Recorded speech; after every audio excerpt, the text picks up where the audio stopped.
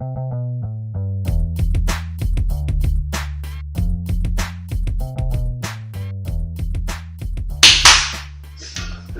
you beautiful, sexy people. This is Zach Couples with ZachCouples.com. And I have two really good people here today that are going to help me sift through the best way to learn.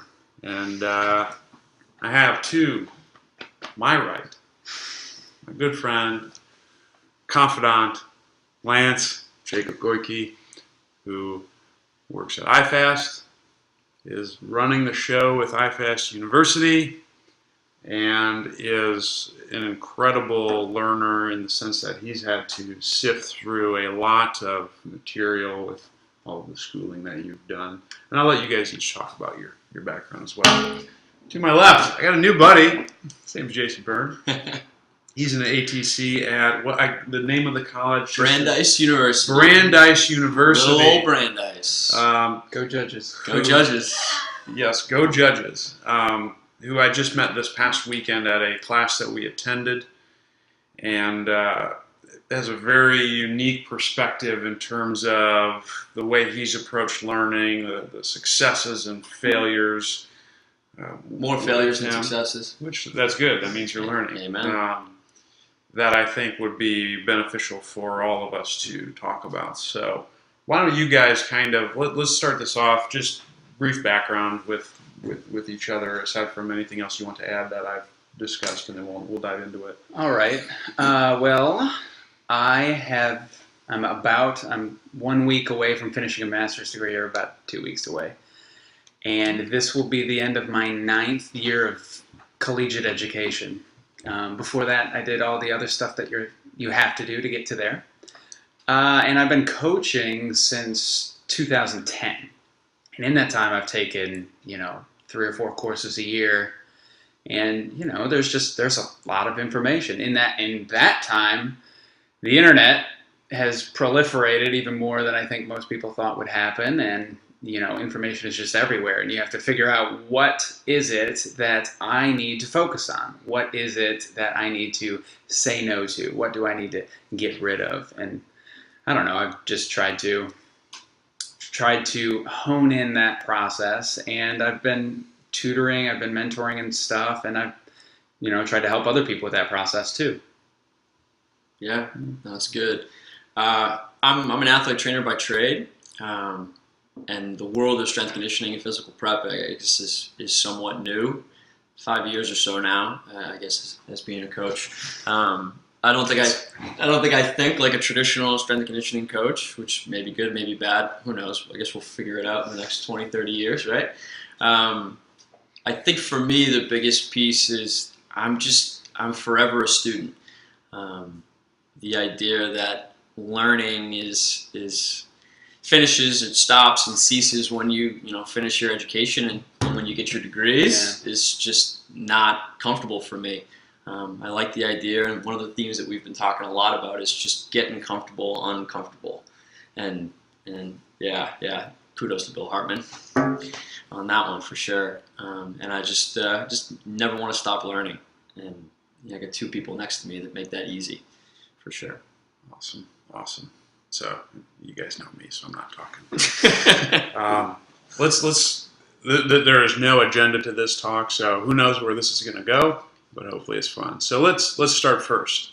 You guys have a topic that you wish to learn about. Go. So where would you start? Let's say you have a problem, and let's make this a contrived scenario. You have a problem that you need to help client X, and it requires you understanding Y domain in order to help client X. What does your process look like? Go. Why don't we'll just kind of go Lance, and then I'll go with mine to finish. I have client X who has problem Y, and I'm going to do Z. Yes. Okay. Which you're unfamiliar with. Which I don't know what Z is. Zero familiarity with Z. Okay, well then, I guess my next question is, how do I know what I'm going to do? What do you mean if what do you mean I don't know it? If I'm going to do it, It's an am I trying to find Z? you're trying to find Z. What is your search process? Okay. How do you approach learning that topic? And then let's talk about execution. So seeking, learning, executing. So for seeking, it's like I need to find what why is. I need to be really comfortable in whatever tests that I'm giving a client. I need to be really comfortable with what I'm seeing in a client. I think one thing that it's easy to do, because you can be in the gym for hours upon hours upon hours, and it can get really boring, and you can lose sight of the specifics or the minutia maybe. And I don't mean minutia in a bad way. There are some very subtle things, compensations maybe one might say, that a client will do that can tell you a lot. I like to just put them in different scenarios and then see what might uncover itself. So if I put you in a push-up or whatever, that might be what collapses your low back, for example. So seeking then. Seeking, learning about. Learning about. Okay, so then I have to dissect what's going on. So for me, I always go back to physics and I go back to anatomy. And depending on the problem, maybe physiology, but basic sciences in general, because that's where my mental model is. I've got tons of years of school, and I really think it helps. So in the case of a push-up, maybe somebody's crunching a lot. So now I have to start thinking, what's going on? So I look at the low back and I think, okay, well, the low back looks really steep. So what's going on there? Well, that's lumbar extension. Okay, what happens to the lumbar vertebrae when they extend? And I kind of go through this thought experiment of some sort, where I think about what's happening at the bony joints, and then I'll layer things on. So then I can layer on ligaments, and I can tie those bones together, and then I'll layer on muscle, and I'll say, okay, well, what are these muscles doing? And then I can lay on the nervous system. So what's turning on these muscles? And I like to take it from a layer approach. Like if everyone talks about pyramids. You lay your base foundation, and then you lay something that's still important, but maybe a little less important than the base. And then you lay the next layer, and then the next layer, and the next layer. So in this example, let's say low back is sagging, they are crunching. Okay, well, lumbar spine is extended. Maybe we just start there. I might arbitrarily pick that. So now I have to think through, okay, well, how am I going to get that? So I gotta flex the lumbar spine. Well, how would I flex the lumbar spine? Well, let's take your belly away from my thumb. And that brings their hips up. And now they have a little bit less tension there. Maybe that doesn't fix this crunch, though. So maybe that set, I've only been able to give one cue. So now I have to think through, okay, how else, what is this person thinking about? Maybe they're thinking that I need abs for this exercise, because usually you do. Usually I might stress that, or I might overstress that for some people. So this guy, he's like, well, I'm trying to feel my abs, so I'm going to crunch down a little bit because that helps me feel these six-pack abs there. And when I say abs, I don't necessarily just mean six-pack abs. I might mean obliques. I might mean external obliques, internal obliques, transversus abdominis. I might just mean position of the ilium. I might mean inhibited posterior pelvis. So I have to think about, I might even just ask them. So in terms of gathering my letter Y. What are you thinking about when you do that exercise? He goes, well, I'm really trying to feel my abs, and then I'm trying to push real hard, and then boom, I got it. Okay, so don't worry about your abs at all. I want you to just relax them as much as you can. I just want you to keep your hips up. And then they have them do it again, and usually it's good enough there. Afterwards, I might need to cue a little bit more of a reach, but that would be how I would work through finding a why. And then from there, I can just, kind of think about what happened, what went well, where did I go wrong, why was that a problem in the first place? Usually it's just because of their physiological state that they've come in with, but sometimes it's something that I did, and that could be frequent even. So I can just play that back. Where did I go wrong? What will I do next time? So you're continually reflecting upon each decision that you make, each outcome, each cue, and drawing from your already established knowledge base to determine what the next step is. Is that fair to say? That's totally fair. I guess we summarize it with, like we tell our interns, test then retest. I don't want people to go there too soon though, and you already harped on it, but I want to harp on it again, is I need some sort of framework that I'm familiar with. And, for me, that's physics. How am I managing my center of mass, for example? Or biomechanically, what's happening at a joint. But from there, it's test, intervention, retest. Intervention, retest, intervention. So really and I mean, this is the crux of this.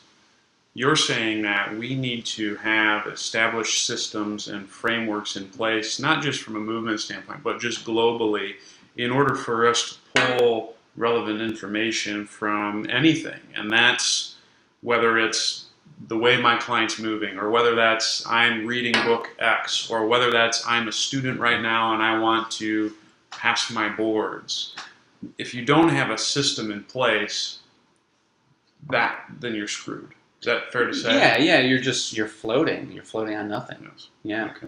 It's so funny. That to me is Lance went down the micro, and if we take this to a macro standpoint, one of the important pieces for me is that idea of observation and testing almost really never ends. Mm-hmm. Every single rep of every exercise, or during your intervention that you're doing, you're just constantly gathering feedback. You're almost every rep is a test in a sense, and you're constantly. I always call it like a mental archive. Little I get 8 terabytes of information up here, just saved of archived movement of all of my athletes. I always say that I can pull up an athlete's gait pattern and reproduce it just because I have it saved up here.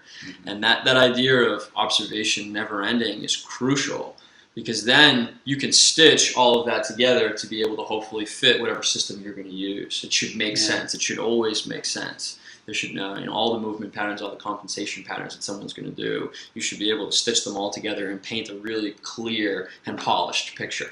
Would you agree with that? Yeah, absolutely. I mean, and it's just, again, that's through the art of reflection. That's through the art of never ends of learning new material. That's the art of trial and error. And this is something I want to talk with you a bit about, Jason, is the art of failure, because I think that a lot of individuals are afraid to fail. And I know I've personally been in this case multiple times throughout my life. I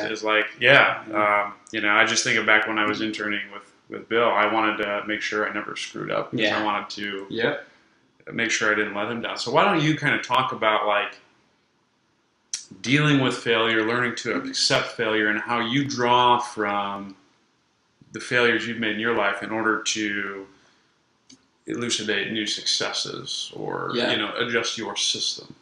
I think for me, one of the important pieces is the more people that you network and talk to with, you quickly gain the perspective that everybody's failing.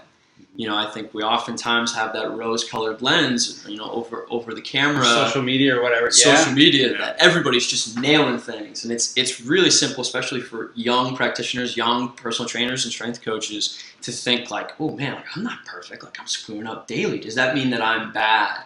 And we've talked a lot about this weekend. The idea of you can have social media interactions and relationships with people, but then once you really have personal relationships and interactions, you quickly realize that people are failing all over the place. And the best people are really humble and open about talking about their failures. They usually say it with a smile when they reflect back. So number one is you've got to have, I think, a network of people that are comfortable talking about those failures, because that instantly frames it in your brain that, hey, this is okay. This is okay for me to fail. Number two, and Bill and I were on the beach yesterday in the Hamptons, living the tough life. Bill and I were talking about that idea of for him, he always wants to set up his students and people underneath him to fail safely.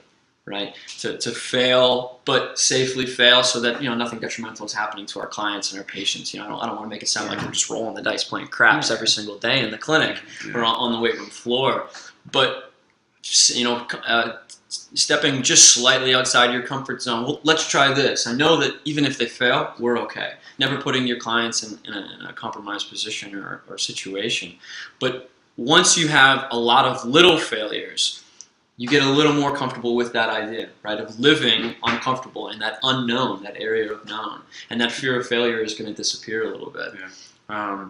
And then I think the other piece, too, is if you can verbally portray to your patients, your clients, that it's okay, right? If we don't get our desired outcome on this particular intervention, the world is not going to end. You are not going to be doomed, right? Yeah. Right. Yeah. And oftentimes it can feel like we're just living on the edge, just constantly. But we're not if we do that right and we fail safely. Yeah. Does that make sense? Yeah. Totally. Yeah.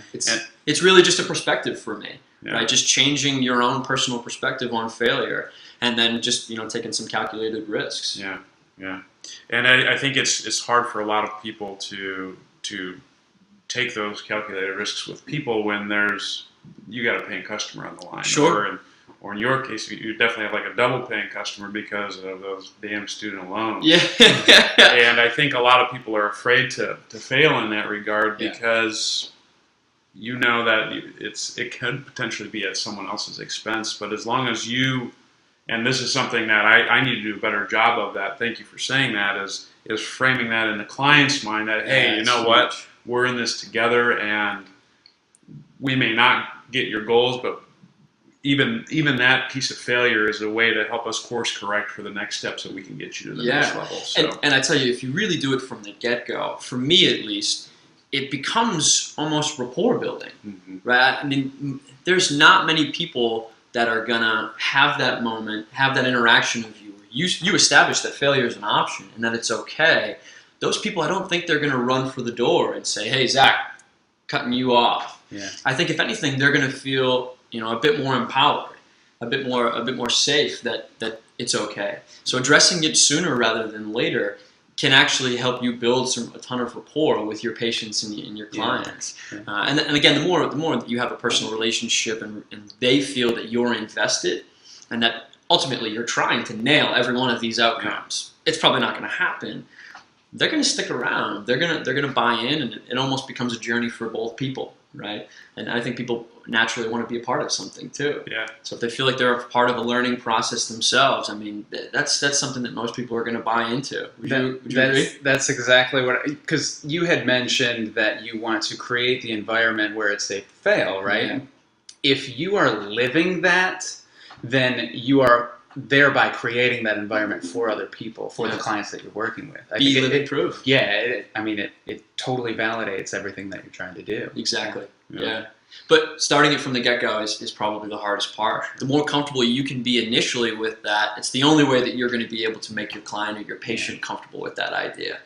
Yeah. And I tell you, people are very intuitive. If you don't establish that, and it feels like you're just living on the edge right here, right? I think it creates a bit of anxiety every single time somebody walks through that door. And ultimately, we want people to be comfortable overall. Comfortable and confident, and when they walk through the door, that there's going to be some progress. Who knows how much or what level of progress you're going to make?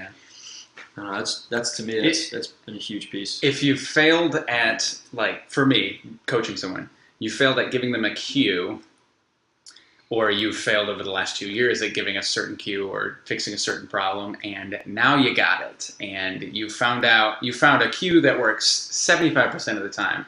Then you have another one that picks up another 15. Then you have another one that picks up the last whatever. Yep. Now you're covering all your bases, right? and you can give a cue, and somebody can struggle, but you can still be calm because you have another tool in your tool belt that you can throw out, and just that sense of calm that you exude will calm down your client. Yeah. I mean, at the end of the day, trust. Every single client and patient, we talked a lot about this weekend, is an individual path, and no path and no journey is always textbook. And we naturally want to make things cookie cutter textbook, right? It's our intuitive nature. But the more confidence you instill in your patient or your client, that you're going to be able to navigate no matter what comes down the path. I mean, they're going to walk alongside you, and and beside, they're not going to follow you. They're going to walk beside and be an active participant in that journey itself. Yeah. I mean, that's a really abstract way of looking at it, but I think that's how I've tended to approach every interaction. And again, I think that goes for whether you're on the weight room floor or whether you're in the clinic and you got somebody on the table. I think that's just human nature more than anything. Yeah, sure. Would you agree? For sure, yeah, 100%. I do have one more. Go ahead. So we can talk about exactly what you're choosing, like kind of. I think for Bill, what happens is he creates this safe to fail environment. Sure. And then you then try to, like, you have a generalization that you're comfortable with, but the way that you fail is now I'm trying to take that to the next level of specificity. And I can do that. So I can choose something different that makes me a little less comfortable. But the other way that I think you can do it, and I actually wrote a Comfortable Being Uncomfortable blog post. Nice. Like a couple years ago. Link in the bio? Let me get this up. I would love that. Make sure you link that. So what the other way that you can do it, and I did this with my sister. So she's just finished high school and she's super smart. So I'm trying to figure out how can I make her, better than I am. Yeah. How can I encourage her to be better than I am? And all I did was I said, I want you to not take any class that's easy. Every time you say this is an easy class, I want you to take honors history, honors chem, honors writing, whatever. Yeah. And she did it, and she flipped out when her junior year started and tried to drop classes, and her teacher was like, no, you're gonna be, I'll let you if you really want to, but I really don't think you should. And she didn't, and now that that's over, she's like, oh man, whatever. I'm cool with everything. And the point being, you can pick different things that are harder, but you can also just do more, go further, put more work in, and that's the other way you can fail. These are all, to me, different tactics of consciously eliminating fear of failure from your brain. Absolutely. Absolutely. And I think that's also a really important thing to sort of drive home, is that in this day and age, with a lot of people that maybe are watching this video, it's a conscious effort to eliminate that fear of failure. I don't think anyone else can really drag you out of it. You've got to be the first one to open the door. And no one's even going to pull you through the door once you do that. But one of the important pieces that we should probably drive home is that it's little successes with this, right? I don't think you're saying go sign up for a master's program you know nothing about right off the bat, right? Find something that you're interested in, that you're passionate about, and then take that first step. And that next step is going to be a little bit bigger. That next step may be a leap, it may be a bound, and then hopefully we're sprinting at some point. Yeah.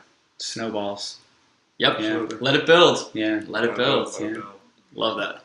I think another great way you can safely fail is, and it's vastly underutilized except for a man named Tim Ferriss, is self-experimentation and self-failure. Yeah. And I think with a lot of the things that I've been doing with myself personally, namely just me trying to lose a crap ton of weight, is I'm trying a bunch of stuff myself on my own and seeing how that shakes out. And not only that, but just even with the learning process, or even some of the strength conditioning or rehabilitation interventions that I may utilize with my clients. And that is just seeing what works for me personally and how I can fail there or how I can succeed there. And then that might give me a little bit more comfort and credence to trying that with someone else. Because if it fails miserably with me, or I can't explain it effectively, or I can't, or it just doesn't work, then I'm less likely to try that with a client. And not only that, there's less risk involved because I'm only risking myself in that matter. So and take that and apply it to when you go and bring it to your own patients and clients. I think if you bring a sort of like you have some skin in the game and you let them know, hey, look, I've done this, I've tried this, I already know how you're going to fail. I already know the ways that, for instance, a specific movement, I know how you're going to compensate because I've lived this myself. Exactly. And again, it gives that client and that patient like a little notification. You've got some skin in the game, and you're trying this too. Yeah. And if I'm failing myself and I'm the one trying to teach you, then hey, it's okay for you to fail too. Absolutely. Right? And I already know how to navigate past that failure, right? Because I've lived it myself. Yeah. Personal experience is a profound, when you're sitting in a room with someone, a profound, impactful thing to bring to build a little bit of confidence. I think at least. I mean, as a human, I can't trust other humans who are always right. Yeah. You know? Like, you're not showing me everything. Yeah, and to me, that's a good segue into critical thinking, right? Someone who has lived it, can talk about their failures. You know that there's a certain level of, you mentioned the word reflection. There's a certain level of reflection that's happening, and you know that that's a critical thinking person. And again, if you're looking for mentors, you're looking for people to try to network and connect with. That's a good little flag, explosion, little fireworks to say, hey, that's somebody you should probably grab. Get their contact information and just begin to communicate and network, because they're going to give it to you straight, and they're going to let you know, hey, you can try it, but I already know it's not going to work because I've failed with it myself. And critical thinking, somebody who reflects back, it's crucial. That's crucial. That's the mindset that you want to get into. Yeah. Yes. Two brains are better than one. Oh, and three's even better than hey. We'll go 2.5. Yes. Yeah. Why don't we talk a little bit about critical thinking? So, what does that mean to you guys? And again, I'll start with Lance on this one. What's critical thinking to you? Test-Retest. Don't get sucked into your biases. Dan Ariely has a really good book called Predictably Irrational that kind of dives into this. It's this idea of behavioral economics. That's where he comes from. So he had this burn injury that covered 95% of his body or something like that. And the nurses had to change his bandages. And basically what happens is you're covering this external layer of skin so you don't get infected. And then you have to rip off a lot of what has grown so that you can apply new, cleaner bandages. And so it's this just ridiculously painful thing. And they kept telling him, if we just do it really quickly, it won't be as bad. And he said, no, I want you to go slower because this is killing me. and he decided to research it after he got out of the hospital, and he found out that it is indeed, it's not whether you tear a bandage off quick or slow, it's whether you feel you have a sense of control of it. That's an interesting idea. Yeah. It's can I test? Can I retest? Do I feel like I am making some sort of change? Do I feel like I have some sort of input into this client? Am I positively impacting my life or the lives of my clients? Or the lives of people watching a video with 3 dudes on a webcam.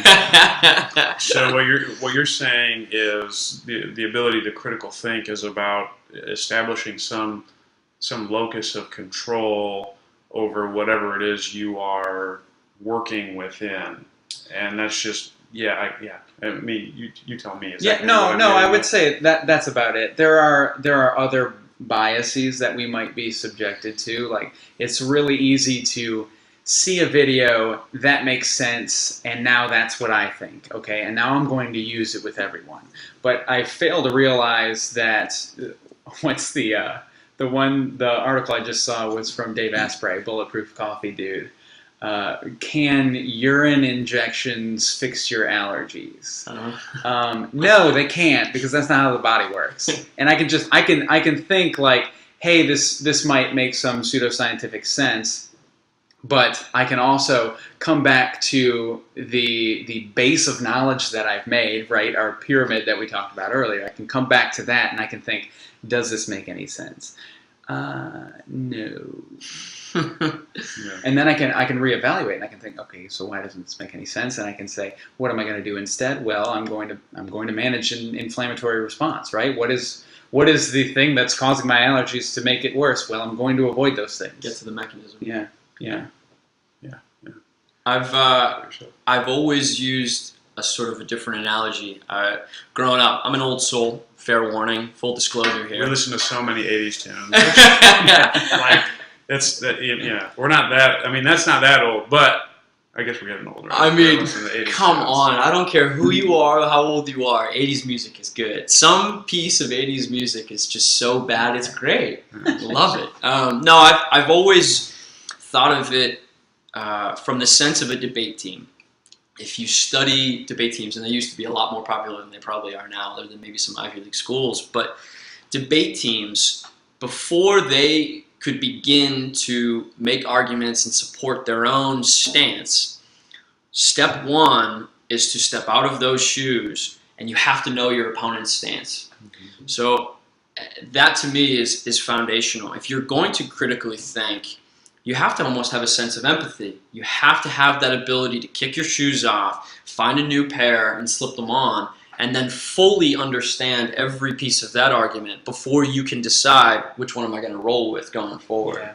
Yeah. And I guess for the young strength coaches or anybody, the young humans out there, I guess we'll say, developing empathy earlier rather than later is a huge skill. I mean, and I would say a critical skill, no pun intended. You have to have that ability to step out, throw a different lens on, look at something from the opposite stance, and see which one has 3 legs of the tripod to stand on. And then from there, you can move forward. And that to me has always been the most important piece. So then let me piggyback on that for you, Jason. Yeah. How do you acquire those other lenses, given that we know that we all have our biases? Yeah. And so I guess how do you go about personally recognizing that I am biased here, and then how do I find a counterpoint to counteract those biases? I mean, for me, step one has to be, and not to get too abstract, but the first step has to be a bit of humility. Do you have the ability to say, I maybe don't know anything. I maybe don't have a clue what I'm talking about. And then all of a sudden you have, I guess, the free reign to really uphold and hold some other stance and throw that other lens on. Do you know what I mean? Does that make sense? That's a great point. I think everything starts there, right? And then from there, it's, again, I love people. I just flat out, I love all people. And I want to find a new pair of shoes, but I want to know who's wearing them. Whose feet am I taking those off of? And then I just like to immerse myself in that world. Again, your network can almost never be too big. A network of great, true, honest, and high character people can never be too big. Immerse yourself in as many different environments and throw as many different lenses on as you can. It's easier for me. Again, I totally understand that this is easier said than done. Yeah. And I'm not trying to sit up on a high horse or anything like that. But for me, I'm a naturally inquisitive person. I just want to know what people think. I always use the analogy that I just want to take like some electrodes and just stick them to that bald head and just throw it on a nice like 3D TV and just see what's going on in there. Yeah. Naturally be fascinated by the way that other people are thinking, the way that people might be perceiving things, right? Isn't that one of the beautiful things is we can have a single glass of water here, and you may look at that glass of water completely different than me, not just necessarily in the fact that it is half full, half empty, but really truly be able to immerse yourself in somebody else's world. And again, it goes back to that debate team sort of analogy that you've got to understand something. Now, from a nitty-gritty, for me, it's about people. I don't think that you can. I'm not a great reader, and I fully admit that. But I like human interaction, and the way that somebody can describe something, the subtle nuances of your body language, is the tone of your voice. That's going to give me more information about the stance that you're trying to take and uphold than anything else. And maybe you do it by reading. Maybe it's just like Googling the hell out of one single topic, and that's okay too. I know it sounds like you go back to your academic roots. I go more analytical with it. Yeah. And for me, it's more about people. At the end of the day, does it matter? Nope, because it's about the outcome. There are different ways to do this. Oh, now we're going to shake everything up too far. Right? It's about the outcome, and Bill and I were talking about this too. It's one thing to critically think and question everything without the purpose of getting down to the end of the road and getting to the outcome that you're looking for. And there's some people that just like to pick up a big old spoon and stir the pot. And that's not as productive because you're not working towards whatever the outcome, whatever the information is you're trying to learn. Or in this stance, you're not learning what someone else's true lens really is. You're kind of just asking a whole bunch of questions that get in the way. For sure. Yeah. If your goal is to stir the pot, you're not helping other people. Yeah, it just muddies the water. It totally muddies the water. It totally muddies the water. Yeah, yeah. And it's sometimes we're trying to stir some things up off the bottom of the bottom of the pool or whatever, and then sometimes we're just muddying the water. Yeah. Keep a singular focus on what is it that you're trying to learn, and don't ever deviate from that path. Yeah, no, that's great. That's great. And people will tell you a lot just by not with words, but just by watching them. Oh, I totally agree. Yep. Yeah. Step in some different shoes. Even if they're size 15s, it doesn't matter, man. Just get in there. And I mean, this even transcends critical thinking. This is just developing relationships with people. Yeah. Like when you're meeting someone new, and maybe it's not critical thinking that we're talking about, but it's just curiosity. Yeah. Like, Lance, if I've never met you before, and I always come into the framework of, even if we're not talking about the things that we are mutually interested in, and maybe I don't even know we have a mutual interest, but how can I find out what makes you unique and interesting? And, when we maybe say that someone is boring, it's like, no, maybe you just suck. Maybe you just suck at figuring out what's interesting about them. Yeah. Lorimer Moseley talks about the boring talker. And it's like, you know what, Lorimer? Maybe he's not a boring talker. Maybe you just asked the wrong questions to find out what makes him an interesting talker. And like we can apply that concept to any domain, whether it's we're trying to learn a topic, whether it's we're trying to learn about someone, whether it's really anything. It's just being curious. You touched on something that was interesting to me. I don't think there's many people that if you genuinely go and call someone up, maybe you stop by their clinic, you stop by their gym, their weight room, whatever the setting may be, if you go and really come there with hubris and humility and just say, I just want to learn, I think that creates a really comfortable environment for someone to not feel threatened and really tell you what they're doing, right? But if you go and you're just there to try to stir the pot, I think a lot of people are going to shut you down, right? But if you go and you're just like, look, I just want to sponge up as much as I possibly can. Maybe if I take one or two things, I'm not trying to steal everything that you're doing, but if I take one or two golden nuggets away from this, and people really feel that from whatever your initial interaction of reaching out to people, it's easy to feel scared about that. But if you come with humility and sincerity, I think people are going to be way more likely to say, yeah, come on in. It's important to not make anybody feel threatened, like you're in there just to pick apart every single thing that they're doing. Yeah, that's crucial. Or even to go further, how can I help that? How can I help you?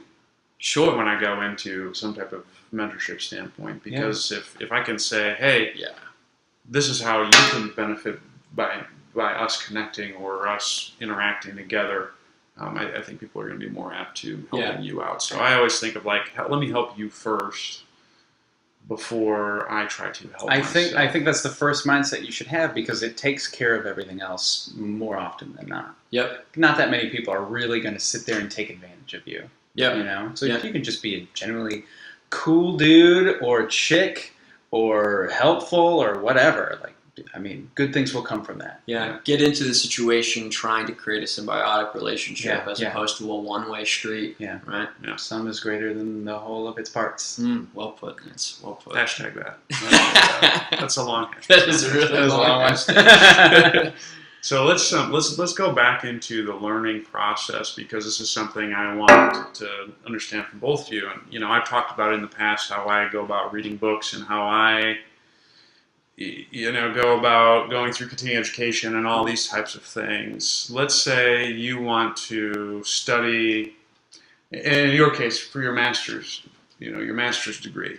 Like, what are your study habits look like? What is your process, Lance, and how do you retain information? Repetition. That's hard work, lots of doing it. I struggled a long time trying to find the perfect method for absorbing information right away. And that method doesn't exist because you need to just keep going. Like, there is no book that I can read once and be like, oh yeah, I remember all of that book. Unless you're Eric Otter. Unless, yeah, well, exactly. That dude's a freak. But so we say that, but Eric puts in a lot of work. He definitely does. He'll read the book, he'll reread sections, he can tell you the page number that he read something on. You know, he dives into it. So if I'm trying to learn something for the sake of working with a person, I have an end goal in mind. Like this weekend, we talked about linear speed. Now, I've already written a program that incorporates some of the stuff that we've learned, because now I can apply this, now I can put this into action, and I can see where it fits into what I'm doing. It takes me to this next level. So you have this, again, pyramid style. That's how I think about everything. So you have this, can I understand it? Can I comprehend actually what's being said? Can I apply it to what I'm doing? And so that's where I'm trying to program something. Or then can I synthesize my own thoughts or anything about what I'm doing? So there's these layers until I become Maslow's self-actualized coach. Hey, good luck with that. I mean, but for school, it's different, because now I have a clear deadline. I have my test on Friday or whatever. For that case, and I guess it goes with coaching too, but it's early and often.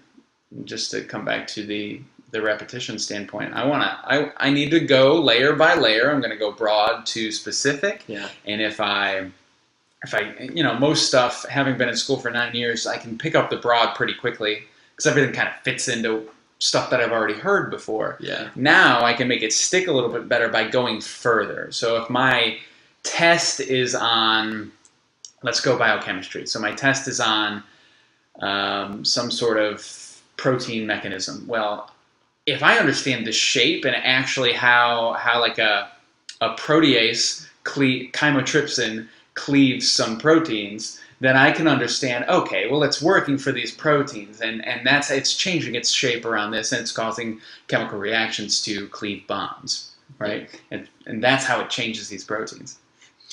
If I go further, then I can understand the back pedal a little bit better.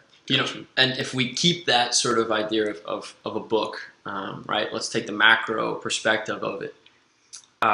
You read a book once. Understand that if you're really truly invested in your own professional development, your own mental development, that the next time that you go back to read that book, you are technically a different person. Yeah, totally. Right? And understand that if once you start this snowball of developing yourself as a human being, I mean, you read it 5 different times over your lifetime, you are going to have 5 different reading experiences. And that's key. Yeah. If you stay the same exact person, you get stuck in the only system, and the only information you know is whatever you took on your tests and your boards and in your education.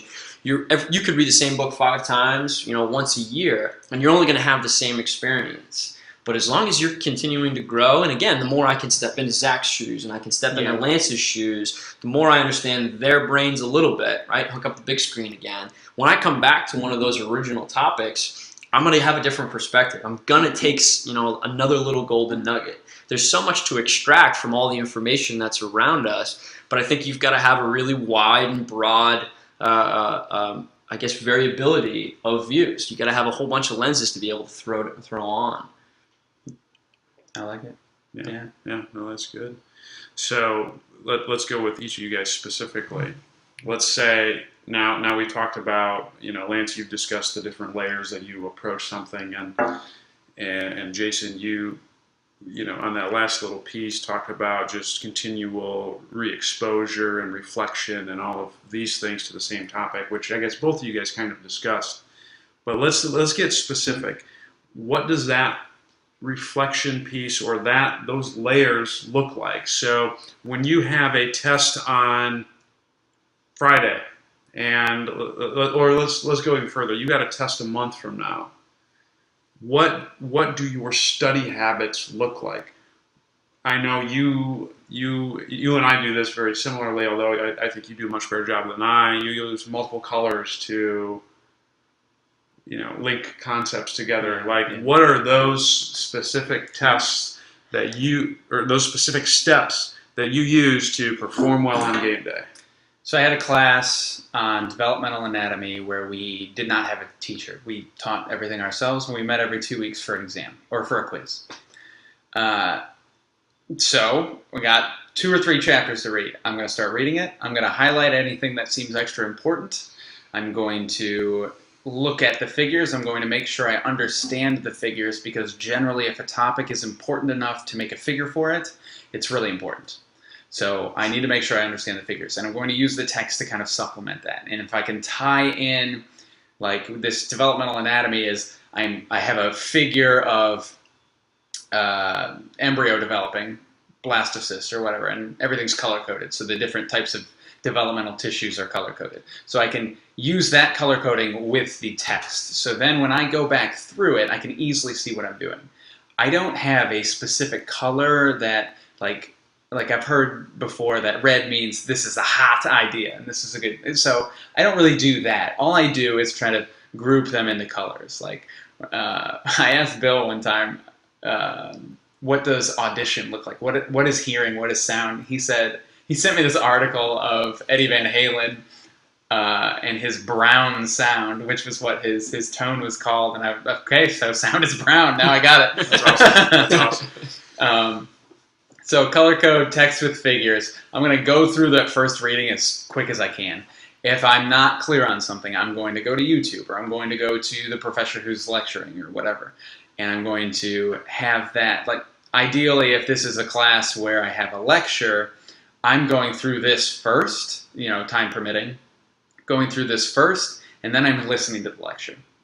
And then I've already had 2 exposures, and during the lecture I can try to finish sentences. So I get a better idea of what I already understand and don't need to spend any more time on, and then what I need to focus on. So we've got our first read, and we've got our highlight, and we've got our lecture or supplemental video. And then if I can, I'm going to try to do some practice problems, because now I need to start working higher on that pyramid, and now I need to start applying this. And now maybe I need to start synthesizing some things. So one thing I'm doing with our buddy Gabe, who I've been tutoring recently, I'm helping him understand some more. He hasn't had a background in basic sciences, so right now he's taking physiology, because I gave him a little pretest, and I thought that was where he was weakest. So he found out his weaknesses, physiology. Now he's signed up for a free Coursera course that he's doing.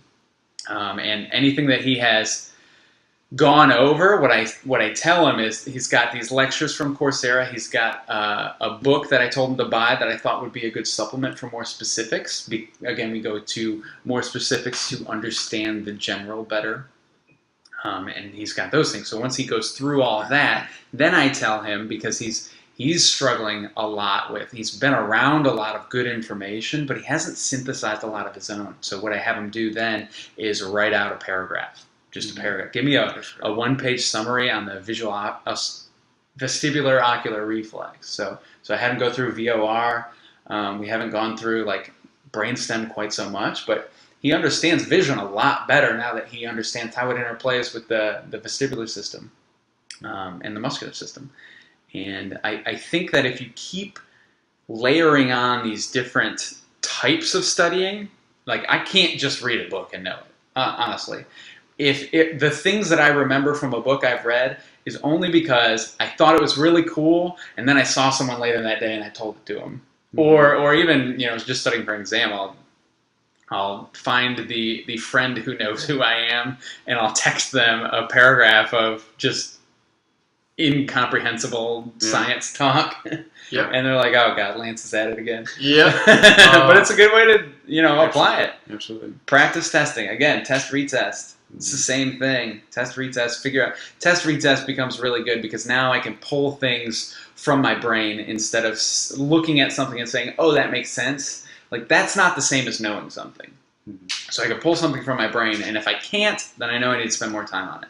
And then I repeat until the actual exam. Like, I'll use the actual exam. Like, I don't really care about my grades so much, so I'll use the actual exam to learn more things, And I always try to review the exams that I've been given, as long as, I have the ability to. How often would you say you review the material that, like, you have an exam on topic X? How often let's say over the next few months, are you reviewing that topic? Or, yeah. Probably once, maybe once. The issue that I run into is that there's more to do. So I'll just it's too much information. Trying to go forward. There's always more to do. Trying to go forward. Yeah, that's good. That's good. What does your learning process look like? You and I were talking. We have a little bit of a similarity in that I do benefit from writing things out and putting them into my own words. But I'm more. Again, there's going to be a difference between you and I. I'm way more verbal.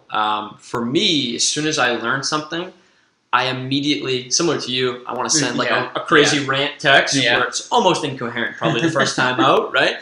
But it has to be though. Yeah, until you get it. Well, because you're going to reorganize it. Yeah. And for me, I think that the most effective skill is to teach it.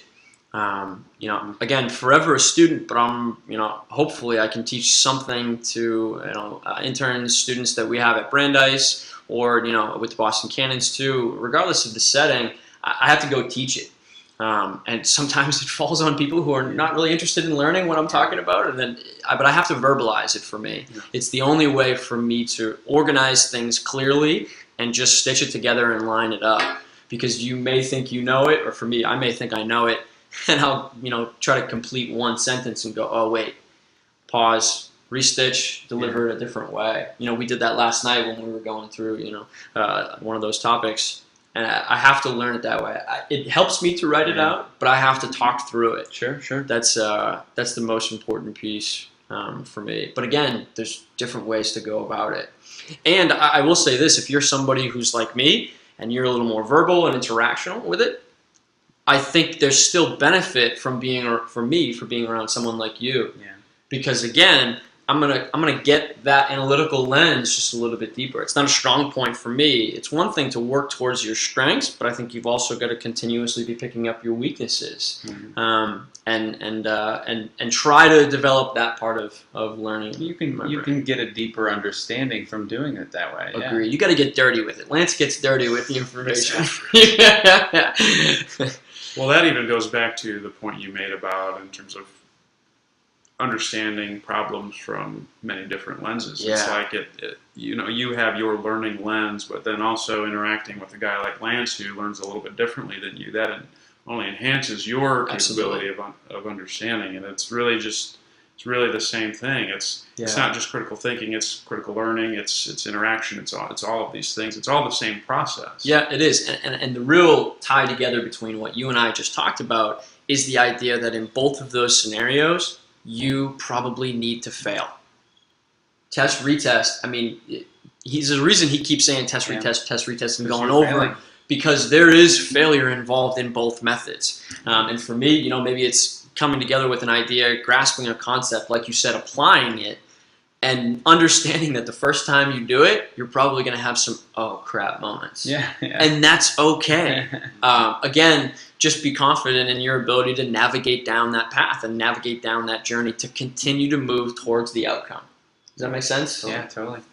Well, gentlemen, I think that's probably a good stopping point for today, because we have been riffing for a while.